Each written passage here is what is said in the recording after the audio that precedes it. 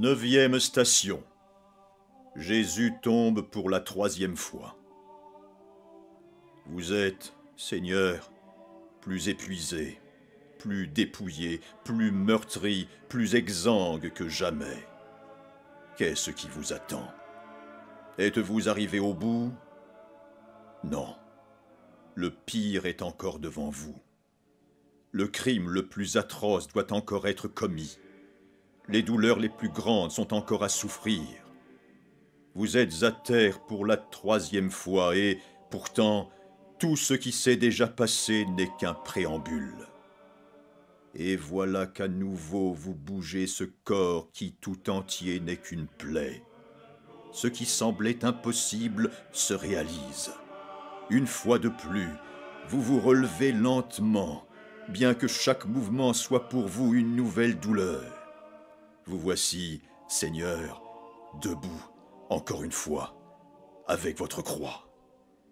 Vous avez su trouver de nouvelles forces, de nouvelles énergies, et vous reprenez la marche. 3 chutes, autant de leçons de persévérance, chacune plus poignante et plus expressive que la précédente. Pourquoi tant d'insistance? Parce que notre lâcheté est insistante.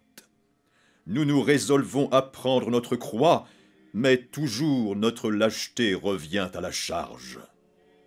Pour qu'elle ne trouve pas de prétexte en notre faiblesse, vous avez voulu nous répéter vous-même cette triple leçon. Non, notre faiblesse ne peut nous servir de prétexte. La grâce que Dieu ne refuse jamais peut ce que les forces purement naturelles ne pourraient pas.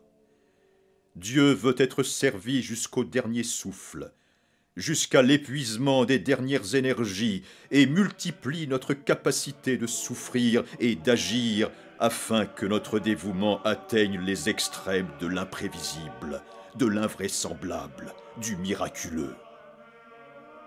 La mesure de l'amour de Dieu consiste à l'aimer sans mesure, disait saint François de Sales. La mesure de la lutte pour Dieu consiste à lutter sans mesure, dirions-nous.